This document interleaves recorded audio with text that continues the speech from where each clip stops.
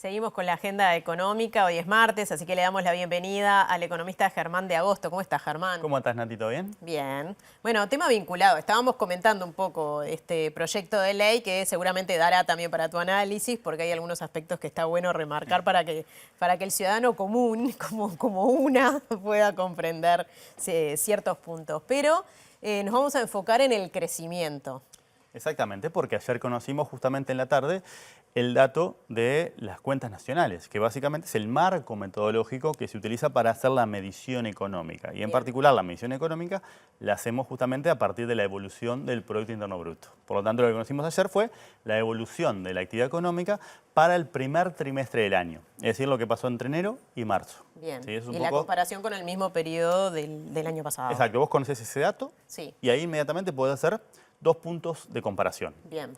Está la comparación interanual, Sí. que es decir, bueno, yo agarro, veo cómo está la economía en función de cómo estaba hace un año. Es decir, estoy comparando la actividad económica en el primer trimestre de este año contra la actividad económica del primer trimestre del año anterior. Eso es lo que llaman interanual, porque compara los mismos trimestres en 2 años distintos y eso da un crecimiento cercano al 1%. 0,9. 0,9% es el aumento de la economía en el último año. Bien. La otra referencia que se utiliza en estos casos es, en lugar de ir hacia un año atrás, comparo con los datos del trimestre anterior. Es decir, comparo el primer trimestre de este año contra el cuarto trimestre del año anterior. Ahí tengo que tener un cuidado de hacerlo desestacionalizado. ¿Por qué? Porque los 4 trimestres son distintos, porque pasan cosas distintas. Claro. Por ejemplo, en diciembre empieza la temporada, la Sí. gente cobra aguinaldo, o sea, hay distintos fenómenos que alteran justamente la actividad o le introducen estacionalidad. Mucho Bien. tiene que ver con los cultivos, o sea, entonces cuando comparas 2 trimestres consecutivos, en este caso el primero con el cuarto, tenés que tener ese cuidado. Bien. Una vez que haces esa corrección, Sí. lo que te da es un crecimiento de 0,8%. Es Casi, decir, o sea, muy parecido. muy parecido. El tema es que uno lo está comparando con un año atrás, el otro lo está comparando con un trimestre atrás. Los dos son útiles, los dos dan información y esa información que están dando apunta en el sentido de una reactivación de la economía. Principalmente ¿sí? por qué sectores. Exactamente. Esa reactivación tiene que ver principalmente cuando vos lo mirás y cuando vos haces referencia a sectores, Sí. ahí estamos mirando el origen de ese aumento de la actividad ¿Por qué económica. creció? ¿De dónde viene? Sí. ¿Sí? Y ahí lo que tenemos es un gráfico Bien, ¿sí? que vamos a justamente verlo. muestra el panorama sectorial y Ahí lo básicamente vemos. el contraste que vos tenés al interior de ese dato. La economía creció 0,9, Sí. pero fíjate que ese crecimiento no estuvo distribuido homogéneamente. No. Tenés el caso del sector agropecuario, por ejemplo, con la caída más importante, casi del 4%. Sí. ¿sí? Y en la otra vereda tenés servicios financieros, con un crecimiento superior al 3%. 3%, Si te sí. concentraste en servicios financieros, viene siendo uno de los sectores más dinámicos. ¿Por qué? Porque la actividad de intermediación financiera viene creciendo en los últimos trimestres y justamente en este caso es el que lidera el crecimiento, justamente seguido por las actividades vinculadas a lo que es el transporte, la información y las comunicaciones. Ese es el segundo sector que vemos en el gráfico, justamente comparando desde el más dinámico hacia Ahí el está. menos dinámico. Después sigue comercio e industria. ¿verdad? Fíjate que en O sea, transporte lo que tenés, por ejemplo, es servicios postales. Ah, bien. Eso es parte de lo que está detrás de ese crecimiento superior al 2%, además de actividades o servicios de telecomunicación y de tecnología de la información, pero servicios postales es un dato que está detrás justamente de ese sector. Si te vas hacia el otro lado, tenés la caída del agro, ¿sí? que tiene que ver con la caída en términos de la agricultura y de la actividad pecuaria, justamente asociada a la caída en arroz, soja, por ejemplo, o la extracción justamente de ganado. Esos dos sectores, esas actividades se retrajeron. ¿sí? Y también ahí lo que está recogiendo es parte del efecto de la sequía.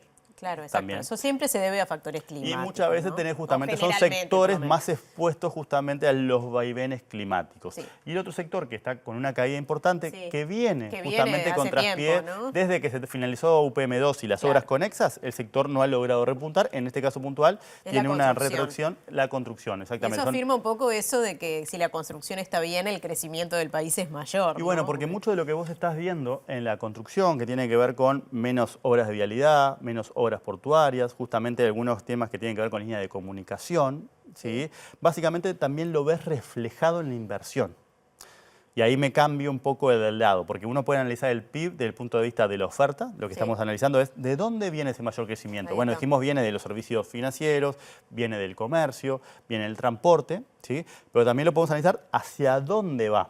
Y ahí es cuando hablamos de, bueno, hay parte de esa mayor producción que va hacia los hogares. Y a eso llamamos consumo privado. Claro. Hay parte que va a la inversión, a las empresas. Y ahí justamente tenemos la contracara de lo que vos decís. Por eso la relación entre construcción, inversión, economía o crecimiento. ¿Sí? Claro. La inversión justamente en este trimestre cayó en relación a un año anterior, ¿sí? Y cayó 3%, Sí. que justamente refleja las mismas cosas que está reflejando la caída de la construcción. Claro. O sea que ahí tenés un problema importante, porque parte de justamente de la necesidad de apuntalar el crecimiento viene del lado de la necesidad de apuntalar la inversión. Eso podría modificarse de acuerdo a los planes que tiene el gobierno, ¿no? O sea, con las obras en Casupá, todo Exacto, el tema esas cosas son las que vas a ver el otro lado, le vas a ver la inversión claro, y lo vas a ver la construcción. el transporte metropolitano y toda la reformulación. Exacto, por ahí hoy lo que tenés es una caída y la Sí. inversión como porcentaje del PIB está por debajo del 16%.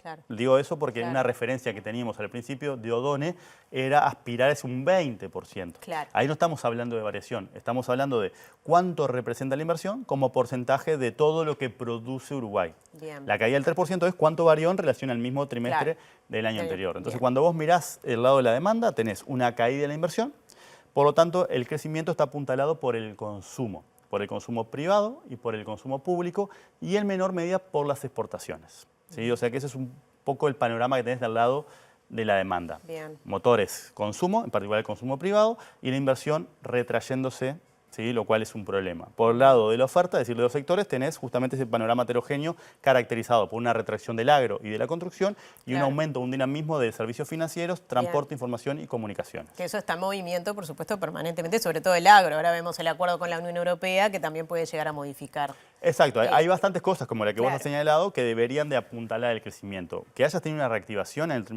primer trimestre no significa que igual el gobierno se no vaya vaya a mantener. ajustar a la Claro, baja claro, las claro, proyecciones porque ya claro. le dijo que lo va a hacer de 2,2 a 1,6 y hoy las encuestas a privados están dando un crecimiento del entorno del 1% o de 1,3%. Claro. Sí, o sea que ese panorama de crecimiento magro para este año no varía sustancialmente. Está bien. A pesar de que estos datos son mejores de lo previsto meses atrás y que te dan o apuntan en el sentido de una reactivación. Bien. Pero no al punto que vos revertís ese diagnóstico de bajo crecimiento. Eso por ahora se mantiene. Bien, o sea, no hay grandes novedades, esto no indica demasiado, se necesita que haya una proyección mayor para que eso se vea Que las reflejado señales de alguna manera en la reactivación economía. sigan apareciendo, se generalicen y te cambien o te alteren el diagnóstico que tenés vos.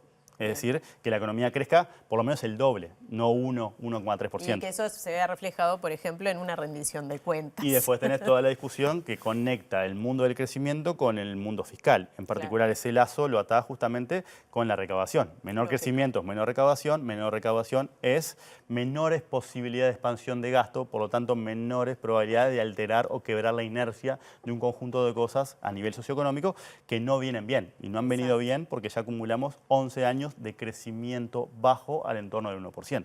Está clarísimo. Bueno, seguiremos analizando esto, obviamente, Germán. Exactamente. Como tantas otras cosas. Muchas gracias. Hasta la semana que Nos viene. vemos el martes.